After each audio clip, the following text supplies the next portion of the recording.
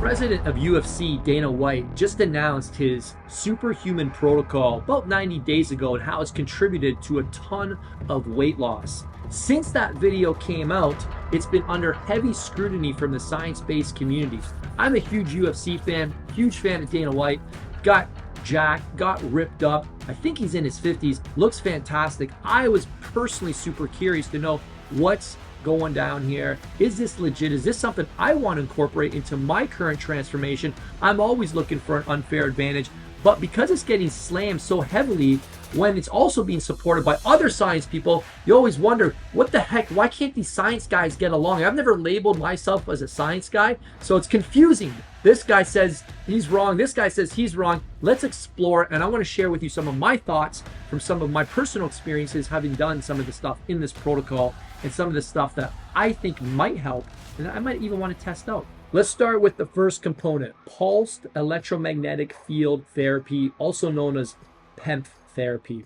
Honestly, guys, I have no freaking clue how this thing works. What I do understand is that it mimics Earth's natural magnetism to enhance cellular function. That sounds good. But when I hear that, I'm like, what the hell does that actually mean? Dana claims to sleep on this thing in the morning and at night, and it helps your cells work better, which sounds fantastic, but how? I don't understand how.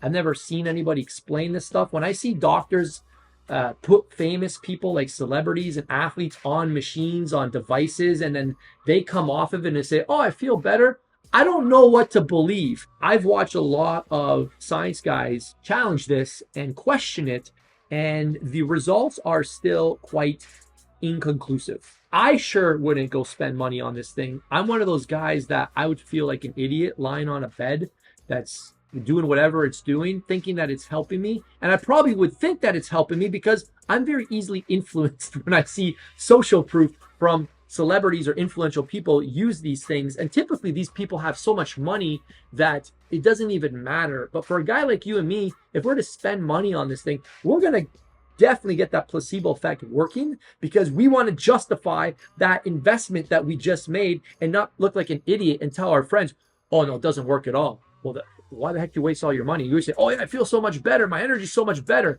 So I think we need to just appreciate that some of these things are very interesting concepts. I don't know if this stuff works or not, but I am going to say that there probably needs to be more science to really assess its effectiveness. Next up is cold water therapy. Now, I've personally been doing this since I was 18 years of age. As a competitive cross-country runner, we would do cold therapy in about 45-degree ice tanks for 10 minutes after our cross-country workouts, and then go stand in the shower for about 2-3 minutes, lie on our back, put our feet up. I didn't fully understand it, but I can tell you for a fact that it helped. It worked. I don't care what science expert says differently. I can testify that when you're doing cold plunging on 60 plus miles a week of endurance sport, that makes a difference. So I frankly don't care what the science says around cold plunging. I know there's different extremes where some people will say there's potential benefits.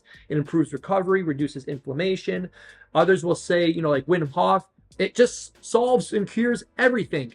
I would say I am somewhere in between. I invested into that cold water plunge in my backyard with confidence because one, mentally, it toughens you up. Two, since coming off of caffeine, that's like my new caffeine plunge. When I go in there, I come out like I just had a triple espresso. My brain is lit up and I go all day completely focused like this. I'm not on any caffeine. I haven't been on caffeine for a year. And I do feel better. Now, I'm not going to say when I go in a cold plunge, when I come out, all my aches and pains are just gone overnight. I think cold plunging is fantastic. I personally think there's more mental benefits to it from just putting yourself in uncomfortable situations intentionally, especially when it's cold out. I'm not saying you have to do that to become tough, but you're definitely missing out on a really neat experience that I am personally a huge fan of. So does it contribute to weight loss and all that stuff? I have no idea. I've never seen a significant change in my physique with cold plunging, but with recovery in general, mental toughness and increased clarity and increased energy, 100%. I freaking love cold plunging. Then we've got oxygen therapy. I actually just did this recently while I was out in California. And I went to a spot where I lie down for 30 minutes and they filled up the chamber. And I honestly didn't notice a difference. Maybe I only went once. Would I try it again? For sure. What oxygen therapy is all about is basically boosting recovery, energy, performance.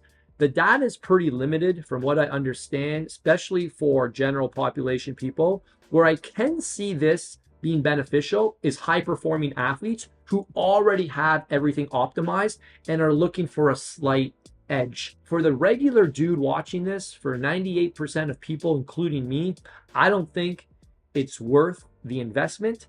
Now, there are great places opening up around the country where for like $200 a month, you can get access to some of this stuff. But I'm personally not committed enough to spending half an hour or a couple hours a week lying in an oxygen chamber when I could probably, I'm suspecting, get a boost in energy just by managing what I eat, staying consistent with my workouts, getting optimal sleep.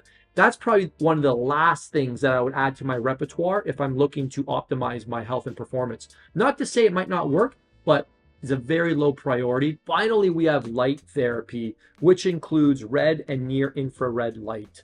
This is also something I don't have a ton of experience around what some of the science supports, which is wound healing, recovery, reduced inflammation. I just have not done it sufficiently or consistently to be able to state any personal experience around it. This would be something I would actually be more interested in exploring. The scientific literature is much more supportive with this. It's much more promising, but probably right now wouldn't be top of my Christmas list. I think it's definitely something interesting to play with, but again, I don't think you're going to notice a tremendous difference unless you get all of the foundational principles of health and fitness prioritized first and foremost. The dark little secret with Dana sharing his Superhuman Protocol and what his doctor shared in the video is that he's also on TRT. But the TRT is not a huge deal? Does it mean it's not a huge deal in the capacity that since it's good, we're good? And he just snuck that in there. And he also lost 36 pounds. So, when I lost 30 pounds, I felt like a beast. You know why? Because I could see my freaking abs in the mirror. If you want a confidence boost, just see your abs. That is the number one thing that will change your mindset, like for good.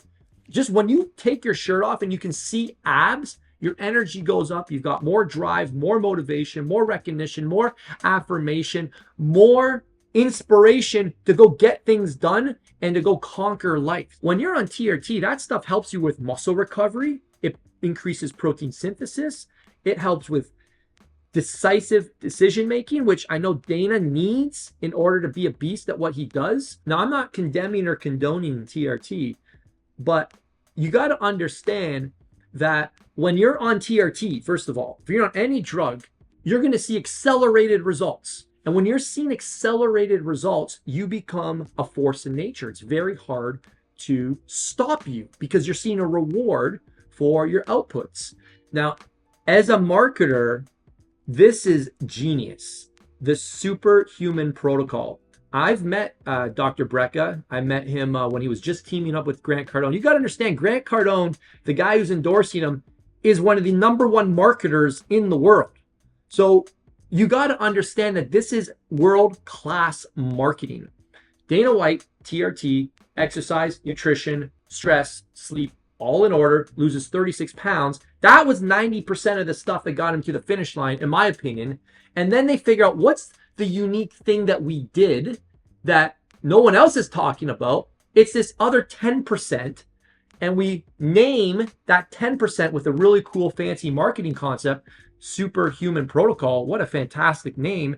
And then we're going to promote that 10% as the red shiny object. And guess what? People love red shiny objects because they're new. So will I be jumping on the Superhuman Protocol bandwagon? Probably not. I mean, it's about $100 grand from what I understand. I already got my cold plunge. I like getting my sunlight naturally. I'm not interested in the oxygen bed and definitely not interested in lying on the electromagnetic thingy or whatever it was called. So for now, I'm going to get the best bang for my buck from my nutrition, from my training, sleep, managing my stress, as well as my cold plunge. You will never part me from my cold plunge and getting regular sunlight. For me, I believe I can get to where I want to be. And until then, I'll stick to the basics. Well, what about you? Would you try the Superhuman Protocol? Let me know below. We'll see you in the next video. Until then, level up or level off.